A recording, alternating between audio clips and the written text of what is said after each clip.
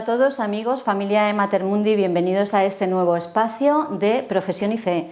Hoy tenemos con nosotros a Iker Barrón Ibeas, que es fundador, consejero delegado de Porto Colom, Agencia de Valores. Y vamos a conocerle un poco para que entendáis por qué viene a este programa en nuestro canal Mater Mundi.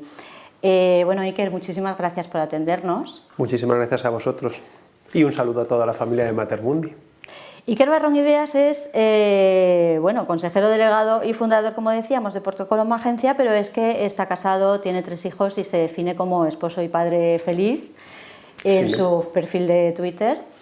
Y bueno, vamos a conocer un poco muy rápidamente qué le lleva a un proyecto como el que vamos a conocer ahora y explicaremos en qué consiste. Pues muchas gracias y muchas gracias por tener la oportunidad de contaros un poco mi historia personal y profesional, porque van unidas. ¿Qué me lleva a crear Porto Colom? Pues yo, previamente a fundar Porto Colom, durante 10 años, desde Estados Unidos estuve desarrollando para una entidad financiera el área de gestión de patrimonio de instituciones de la Iglesia. Anteriormente a ese área de instituciones de la Iglesia trataba con grandes fortunas, en este caso eran de México. En mis años de llevar grandes fortunas de México, bueno, pues entrando en banca privada, el mundo de los grandes patrimonios, reconozco que conocí mucha gente con mucho dinero, pero que me impresionó muy poco. Y esa gente con mucho dinero para mí también fue una lección muy interesante en la parte que gente muy brillante, profesionalmente, realmente, personalmente, tenían una vida que no era nada envidiable. Lo que nuestra sociedad define muchas veces como este es el modelo que hay que seguir, pues yo veía que no, que ese no era el modelo que había que seguir. Y no porque ellos no fueran espabilados, no porque no fueran listos, sino porque un poco mi percepción, y os diría que casi el 85% de esas personas con las que yo trataba, su vida la habían centrado en su negocio, en su patrimonio, en su profesión. Cuando tú todas tus capacidades las centras en esto, ¿qué es lo que sucede? Que pierdes perspectiva del resto y que crees que todo tu entorno de relación viene condicionado por eso que para ti es tan importante. Cuando tú conviertes tu empresa, tu patrimonio en un fin, pierdes la perspectiva. El patrimonio no es un fin, es un medio para obtener los fines que son los objetivos que tú quieras buscar. Cuando empiezo a desarrollar el área de instituciones de la Iglesia, que fue en el año 99, yo anteriormente no había tenido relación con instituciones de la Iglesia más allá de mi formación en un colegio religioso y mi boda por la Iglesia. Bueno, pues conocí un mundo que era muy diferente, muy diferente. Esto lo hice en toda América, y cuando yo digo toda América es todos los países de América Latina, y América es muy grande, me pasaba un promedio de pues unos 130 días al año de viaje, y luego también en España y en Roma con las curias generales. Conocí a un cliente que era diferencial. Me encontré con gente que tenía patrimonios muy importantes, pero que no tenía formación financiera. Entonces, según los iba conociendo, empecé a ver que, uno, me conectaba muchísimo más. Y me conectaba muchísimo más por lo que os he comentado antes. Este perfil de clientes, cuando tú llegabas a una reunión, era ¿en qué te puedo ayudar? ¿Cómo estás? El perfil anterior, una gran mayoría es usted no sabe con quién está hablando o porque yo lo valgo. Y en estos es, bueno, ¿cómo te puedo ayudar? Conocí gente en diferentes zonas de diferentes países de América Latina en misión con una formación extraordinaria, con unas capacidades extraordinarias que estaban entregando su vida en misiones y acciones que decías, pero ¿tú no crees que esto? No, yo aquí recibo más de lo que doy. Eso me hacía pensar, digo, jolín, esta gente necesita que se esté a su lado. ¿Pero qué me pasaba con necesitan que se esté a su lado? Pues que el entorno de relaciones que históricamente tenían estas personas era yo te voy a ayudar y al final yo me convierto en más piadoso de lo que tú eres y en el objeto por el cual yo te voy a ayudar no te estoy ayudando. Entonces, lo primero que hice con ellos es, no, la mejor forma de estar con vosotros es daros lo que yo sé que es una aproximación profesional a la gestión del patrimonio. La gestión del patrimonio en las instituciones de la Iglesia ha sido una de las asignaturas pendientes históricamente. Yo les decía que quizá el voto peor gestionado por ellos no era obediencia, era pobreza, por una parte de desconocimiento. A medida que va creciendo esto, pues yo voy viendo que ellos van confiando cada vez más en mí. Otra cosa muy curiosa y notoria del tratar con instituciones de la Iglesia, la toma de decisiones no necesariamente es por criterios profesionales, es porque de pronto un día deciden y confían. Pero esa confianza que te otorgan no saben cuestionarla después. Entonces, en el momento que empiezan a confiar en ti, una de las responsabilidades que tenemos todos los interlocutores que trabajamos con ellos es que no nos tengan que preguntar, es que nosotros demos explicaciones por las cosas, que ni siquiera un día tengan que venir a cuestionar, porque tú continuamente estés auditando y contrastando la información y la confianza que te han delegado, que es un regalo que tienes que poner en precio continuamente. Bien, a medida que voy creciendo, ellos me van contando cosas. Yo estaba en un banco y yo les decía, ¿sabéis qué pasa? Es que vosotros no necesitáis un banquero, vosotros necesitáis un family office, vosotros necesitáis alguien que os acompañe, necesitáis alguien que, al igual que los grandes grupos, pues os diría, industriales, tecnológicos, hosteleros, saben mucho de su negocio, pero de las relaciones financieras no saben, y contratan a un equipo que gestiona sus intereses en las entidades financieras, pues en las instituciones de la Iglesia mucho más, porque una de las frases que yo oía recurrentemente en ellos es: yo no me metí aquí para manejar el dinero. Digo, ya, pero lo tenéis que manejar. Bueno, pues en las conversaciones con ellos me dicen, oye Iker, si no necesitamos un family office, ¿por qué no lo haces tú? Y dije, vale, pues venga, lo voy a hacer. En el año 2008 renuncio en la entidad que estaba en Estados Unidos, vengo a España y monto Porto Colom. En aquel entonces el regulador todavía no había, la reforma fue en 2009, MiFID, el asesoramiento financiero no tenía que pasar por el regulador y la primera empresa se llamó Porto Colom Independent Advisors. Porto Colom Independent Advisors nace porque hay 6 congregaciones que me firman un cheque en blanco, que de pronto me dicen, oye, todo esto que nos has comentado, vamos a llevarlo adelante. Y digo, de acuerdo. Lo primero que hice es acercarme a las entidades financieras con las que trabajaban los clientes y decirles, a partir de ahora, en la relación con estas instituciones, vais a proporcionarles 2 cartas. Carta número 1, una carta en la que quede registrado todas las comisiones y gastos que tenemos por el trabajo con vosotros. Históricamente, los clientes estaban acostumbrados a tú no te preocupes, yo no me encargo. El mundo financiero es un mundo que funciona mucho con comisiones implícitas, es decir, tú los gastos no los ves porque van dentro del producto. Yo lo primero que les dije a los clientes es, para que tú entiendas un negocio, tienes que saber dónde está el beneficio en todas las partes. Entonces, vamos a ponerlo sobre la mesa y tenemos que saber que vuestro patrimonio en el mundo financiero cuesta tanto. Y ese tanto lo podéis gastar vía banqueros, vía bancos, vía gestores, pero al final va a ser un número y lo tenéis que entender. Puede ser implícito o puede ser explícito.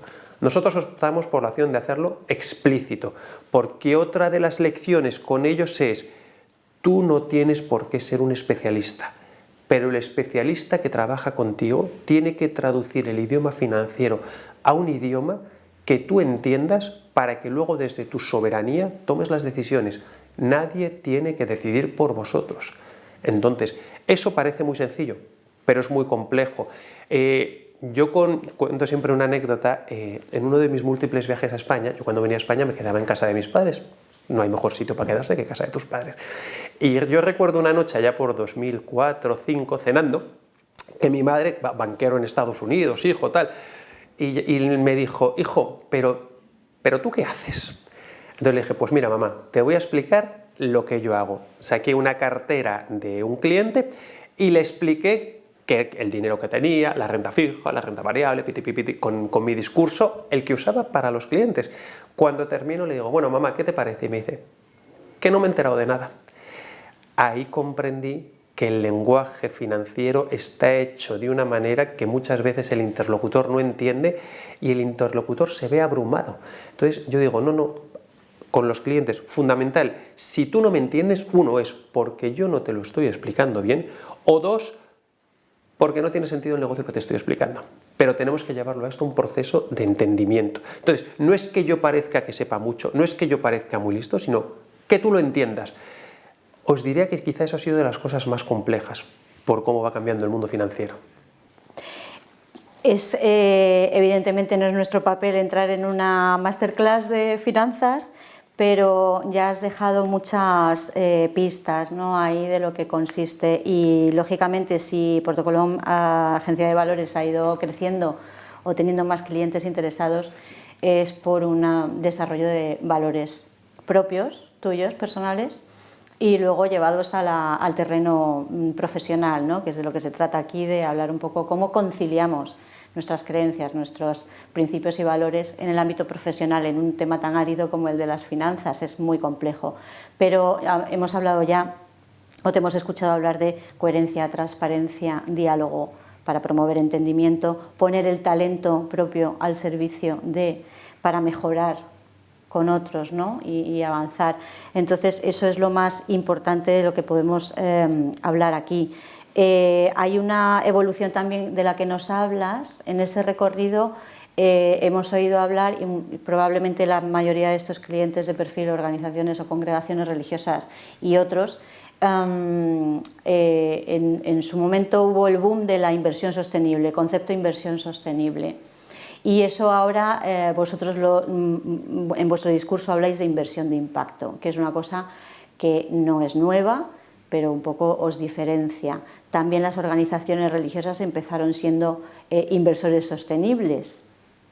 Cuéntanos cómo ha evolucionado eso y cómo lo lleváis al terreno. Perfecto. Fíjate, en la parte de la evolución de Portocolom, yo siempre digo que la evolución de Portocolom ha sido por una escucha activa a nuestros clientes, a nuestras instituciones de la Iglesia. Primera parte es traducir el idioma financiero a un idioma que ellos entiendan para que desde su soberanía tomen decisiones. Eso llevó a explicitar todos los gastos, eso llevó a explicar los riesgos aparejados a las inversiones, y eso llegó a una pregunta que ellos me hacían siempre, pero desde el día 1, es ¿dónde se invierte nuestro dinero? Pues yo los primeros años les decía, no lo sabemos, por muchas cosas que os cuenten, no lo sabemos. Lo único que podemos aportar son criterios de exclusión en las inversiones, pero no lo sabemos. Existían los fondos éticos yo de cara a las instituciones de la Iglesia les decía, sinceramente creo que para vosotros no tienen mucho sentido, porque vosotros ya tenéis una labor de impacto social muy potente y no necesitáis invertir en un fondo que cobre algo más de comisión de gestión para que luego eso lo destine a otros fines. Pero si ya lo hacéis vosotros, seamos muy eficientes en coste y canalicemos en nuestra obra social del carisma de cada uno de los institutos ese ahorro que hemos generado. Entonces, en la parte de los fondos éticos salimos. Usábamos criterios de exclusión. A medida que iban pasando los años, allá por 2015-16, Portocolom iba creciendo, nos transformamos en entidad de asesoramiento financiero, y en 2017-2018, dos hitos importantes. Uno, por un lado ya teníamos un volumen suficientemente grande para intentar crecer en nuestra independencia de las entidades financieras y en nuestro alineamiento con el cliente. De ahí nuestra transformación en agencia de valores, para poder absorber capacidades que de otra forma teníamos que delegar en entidades y pagábamos más innecesariamente. Y dos, empezaban a aparecer muchos datos en las memorias de las corporaciones sobre responsabilidad social, gobierno corporativo y medio ambiente. Ahí nos planteamos, oye, a lo mejor podemos empezar a responder a esa pregunta que nos hacen consistentemente los clientes. ¿Qué es lo que hicimos? Lo que hemos hecho siempre, desde una aproximación aséptica y profesional, ver quiénes eran los proveedores de datos de sostenibilidad en aquel entonces. Estaba Sustainalytics, también teníamos de Bloomberg, había... ¿Y qué vimos? Que para una misma empresa diferentes proveedores daban diferentes notas. ¿Por qué? Porque usaban diferentes datos. Claro, una media de 3 errores es un error si cogíamos la media de los... Entonces dijimos, pues nos vamos a lanzar y vamos a hacer nuestro propio modelo. Hicimos una inversión muy potente, bueno, que venimos haciendo desde 2018, y hemos creado nuestro propio modelo de sostenibilidad. ¿Será mejor, será peor?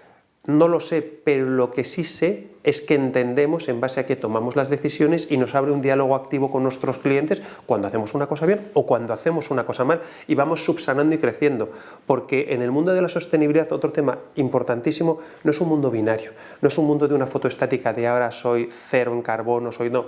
Este es un camino que tenemos que hacer conjuntamente y que tenemos que ir entendiendo conjuntamente. Eso es lo que empezamos a desarrollar en 2018. Os reconozco que nunca soñamos que en 2021 todo era sostenible, todo era... No pensamos eso. Creemos que se les ha ido de las manos en algún momento, pero nosotros seguimos nuestra hoja de ruta que no ha cambiado nada. Luego os comentaré un poco la parte de tanto activos líquidos como activos ilíquidos. En esta línea de lo que estás comentando y de la inversión sostenible también vamos a, de la mano de los famosos Objetivos de Desarrollo Sostenible, de la Agenda 2030, evidentemente muy cuestionada desde foros católicos.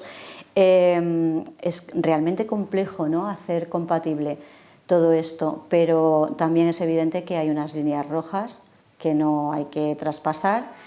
¿Cómo hacéis vosotros, identificáis eso? Y bueno, partiendo de que entiendo que la confianza con los clientes es una premisa, confían en vosotros, pero claro, habrá mucha reticencia, mucha pregunta, mucha duda, mucha cuestión, ¿no? ¿Cómo se gestiona todo eso? Mira, ahí hay un tema que desde el origen de Portocolom es: los actos de fe los tenemos que guardar para lo que aplican. Todo aquello que podamos documentar y profesionalizar, no necesitamos hacer ningún acto de fe. En la parte de la información de la sostenibilidad, normalmente hemos vivido del relato sin el dato. Ahora tenemos el dato para luego construir el relato. ¿Que se politice? Hoy se politiza todo. Pero luego, si tú miras las 169 métricas de los 17 Objetivos de Desarrollo Sostenible, hay cosas que no son cuestionables. No puede ser cuestionable que acabe la malaria, no puede ser cuestionable proveer de educación justa, no puede ser... O sea, el que se politice, bueno, pues es la vida que nos ha tocado vivir, pero en tanto en cuanto vayamos cumpliendo esas métricas, creo que todos tenemos que estar alineados. De hecho, desde la doctrina social de la Iglesia y desde el Vaticano, claramente han dicho que tenemos que estar alineados. Entonces, como católicos, sabemos que tenemos los datos, sabemos que tenemos el soporte institucional. Pues oye, nos guste o no nos guste, es el camino que tenemos que seguir. Y de hecho, si lo pensáis, en noviembre del año pasado salió el documento vaticano Mensuram Bonam. Pues ha sido un refuerzo muy potente a la línea de actuación que llevamos haciendo desde hace un montón de años en este aspecto. ¿Que va a haber cuestionamiento y que va a haber diálogo? Fenómeno, pero que haya diálogo con datos, con bases, con no, esto no, ¿por qué no? Bueno. Este documento, Mensuram Bonam, y otro documento de 2018, que es también la época en la que tú me hablabas un poco de ese giro, marcan unas directrices, no son de obligado cumplimiento, pero evidentemente marcan unas directrices, sobre todo invitan a reflexionar y a tomar conciencia, ¿no? Como decías antes, la Iglesia, bueno, congregaciones religiosas tienen que sostenerse, tienen que mantenerse y sobre todo tienen que generar un poco esa riqueza que puedan devolver a todos los proyectos que sostienen, ya sea educación, atender a los más necesitados, proyectos de hambre, de vivienda, etcétera, etcétera, etcétera, sería infinito. Esas directrices que a vosotros os respalda también, ¿no? Y también os guía en cierto modo. Cuéntanos un poco cuáles serían muy nosotros una visión global. Fíjate, nosotros en esa parte, este documento nosotros lo conocíamos antes porque al final en todos estos años hemos hecho colaboraciones y estamos en contacto con gente que está muy implicada tanto en Países Bajos como en Estados Unidos, como en el Vaticano. Entonces, en esto lo que nosotros decimos es, a ver, tenemos una guía que nos dice por dónde tenemos que ir. Podemos cuestionar, podemos no cuestionar, pero nos están diciendo por dónde. Uno de los temas históricos que has puesto el dedo en la llaga es, parece que hemos confundido sostenibilidad con filantropía y sostenibilidad con sacrificio financiero. No, no es cierto. Las empresas que hacen bien las cosas van a tener éxito financiero a la vez que generan una transformación. Esa es la nueva tendencia. ¿Qué pasa? Que vivimos históricamente en un contexto en el que las instituciones de la Iglesia consideraban que toda esa labor de hacer el bien costaba dinero. No, realmente pensad que para que las cosas sean viables tienen que ser sostenibles en el tiempo. Eso quiere decir un plan de autosuficiencia, no es filantropía. La filantropía tiene que quedar para aquello que no tenemos opción, que normalmente suele ser cosas por debajo del umbral de la pobreza, hay cosas que no hay otra, pero la gran mayoría se pueden abordar desde este tratamiento sostenible. Aquí para mí hay una reflexión, ya me voy al mundo financiero. Históricamente hemos vivido en el mundo de los accionistas, los shareholders, pero luego nos ha venido un cambio en el que ya no son los accionistas, ahora son los stakeholders, que son accionistas, proveedores, empleados, cliente comunidad en la que estás y medio ambiente. Una empresa ahora tiene una responsabilidad en esos 6 ámbitos. Ya no todo vale para dar un beneficio al accionista, porque ese beneficio al accionista que estás dando tiene unos costes que luego va a ser mucho más caro de lo que propiamente ha generado. Esas incorporaciones es lo que desde el Vaticano, desde toda la parte de responsabilidad social corporativa, medio ambiente y gobierno corporativo, desde los ODS nos van diciendo, oiga, hagamos una aproximación profesional teniendo en cuenta todos los partícipes de la industria. Claro, si te vas a la doctrina social de la Iglesia, ¿eso a quién pone en el centro? Al hombre, al ser humano. Bueno, pues ahí es donde viene el alineamiento. Y eso implica un cambio constante, un estar abierto al cambio constante, un reaccionar, incluso en este caso, pues desinvertir cuando toca, que es una cosa que siempre da como mucho miedo. La gente, y estos documentos invitan un poco a estar permanentemente alertas, ¿no? Es decir, por una inversión, por muy rentable que sea, a lo mejor ahí estás acercándote a esa línea roja que no deberías de traspasar, ¿no? De hecho, fíjate, es una muy buena pregunta y es un muy buen punto, y yo se lo digo a ellos, hoy podemos hacer, los institutos de vida consagrada al final están viviendo en estos últimos años una caída en vocaciones muy potente, van haciéndose mayores, con lo cual la transmisión del carisma les está costando más y va por una implicación importante de los laicos, y yo les digo, pero es que ahora tenemos otra opción de transmisión del carisma, mediante nuestro patrimonio. Tenemos esa responsabilidad, no todo vale. No es que este gana mucho, no vale. Es que hay gente que gana mucho haciéndolo muy bien. Ganar mucho no es bueno ni malo en base a cómo está afectando a ese entorno, a esos interlocutores que tienes. Entonces, ese es el nuevo discurso en el que no todo vale, y ahora sí tenemos instrumentos para medir y tenemos la responsabilidad de hacerlo. Que luego queramos hacerlo, ¿no? Bueno, pues lo que yo digo siempre, la labor de Porto Colom es poner toda la información encima de la mesa para que las instituciones desde su soberanía tomen las decisiones, y nosotros desde la humildad asumir que esas son las decisiones que han tomado. Pero en la parte que a nosotros nos afecta vamos a ponernos toda la información, lo que estáis dejando de hacer. Habías mencionado antes que ibas a explicar algo de los activos líquidos Sí. y si quieres lo mencionas ahora, porque quería pasar para ir terminando a otro punto. Mira, los activos líquidos, cuando hablamos de impacto, realmente, ¿cómo generas impacto? Cuanto más cerca de la economía real estás. Es decir, una empresa que está a pie de la calle va a generar más impacto que una multinacional en la que tú compras una acción hoy y la vendes mañana.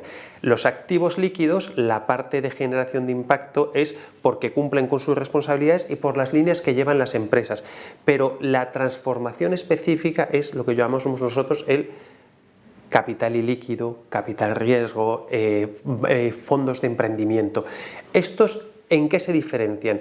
Que los objetivos de estas empresas de salida tienen que tener, 1, objetivos financieros, y 2, objetivos de transformación en alguno de los ámbitos en los que están actuando, ya sea educación, ya sea sanidad, ya sea la tercera edad, ya sea pobreza, lo que sea.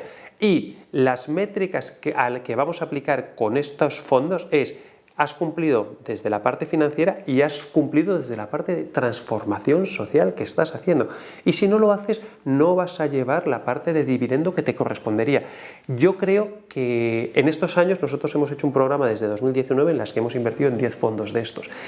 Pues fijaros, hemos conocido a gente extraordinaria que no necesariamente desde una aproximación de la fe, sino desde una aproximación profesional, están actuando en ámbitos que es el carisma de muchos de los institutos de vida consagrada, y que nosotros consideramos que la mejor forma de continuidad de las obras es poner en contacto a esos dos mundos para que de ahí haya una continuidad, laicos con religiosos, pero laicos profesionales contrastados en el ámbito del carisma de cada uno de los institutos.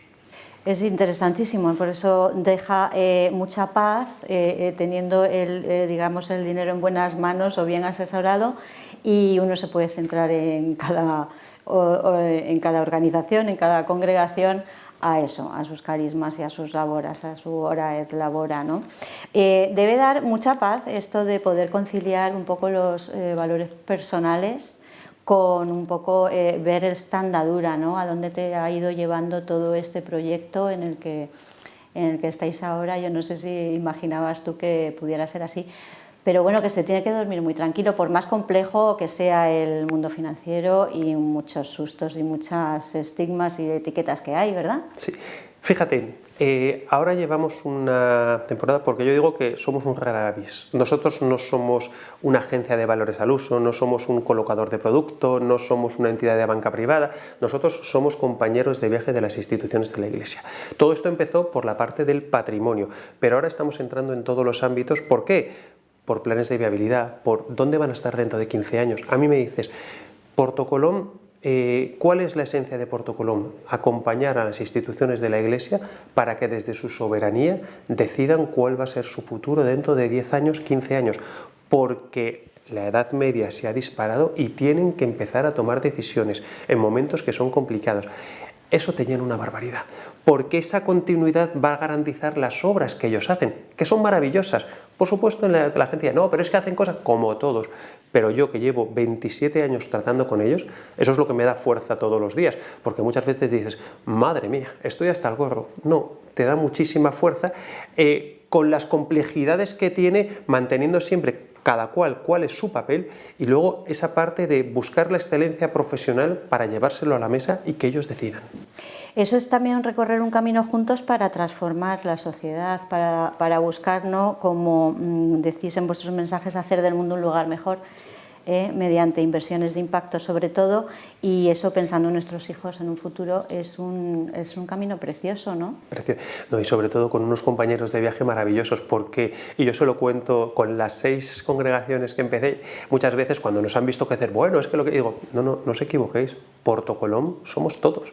Porto Colom son los empleados, los clientes, los proveedores, esos fondos en los que invertimos, la comunidad en la que estamos, y eso lo llevamos muy dentro. El equipo de Porto Colom, cuando entran, yo digo, entras en una familia que somos excelentes profesionales, pero que la vida no es que mi vida profesional y mi vida personal, si lo puedes integrar los dos, pues la verdad es una suerte. Claro, mucha más coherencia y mucha más autoridad a la hora de poder desarrollar vuestros proyectos. Pues muchísimas gracias, Iker Barrón Ibeas, muchísimas gracias, consejero delegado y fundador de Porto Colom Agencia de Valores. Esperamos que os haya interesado todo este contenido y, bueno, pues una pincelada más de cómo se puede conciliar profesión y fe de una manera tan evidente, yo creo incontestable, en este mundo de finanzas que tiene tan mala prensa, digamos. Y a vosotros, amigos, familia de Mater Mundi, muchísimas gracias como siempre por estar a ese lado de las pantallas. Estamos en contacto cuando queráis en nuestro canal. Adiós.